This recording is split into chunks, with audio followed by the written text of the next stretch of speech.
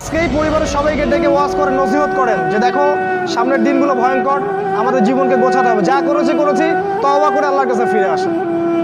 আল্লাহ পাক গফুরুর রহিম, আপনি তওবা করে এই মাত্র চলে আসেন, আল্লাহ মাফ করে দিবে ইনশাআল্লাহ। আপনাকে আল্লাহ পাক পরীক্ষা করবেন আপনি সত্যিকার তওবা করেছেন কি না।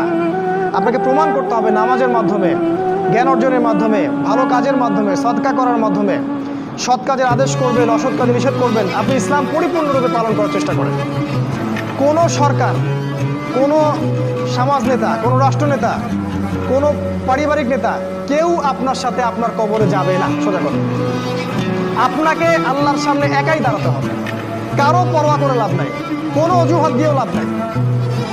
দেশটা ভালো না, বিশ্বটা ভালো না, সমাজটা ভালো না, সময় ভালো না, এগুলো বলে কোনো লাভ নেই। আমাকে আমার রবের সামনে দাঁড়াতে হবে। আমার ভালো আমাকে বুঝতে হবে। আমার ভালো, বাজারে গেলে একটা মাছ ভালো না খারাপ আপনি তো বোঝেন, তরকারি ভালো না খারাপ বোঝেন।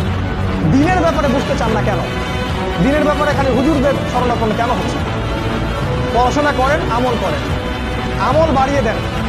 দিন সময় নষ্ট করবেন না। যুবকদেরকে স্পেশালি বলবো, সময় নষ্ট করবেন না।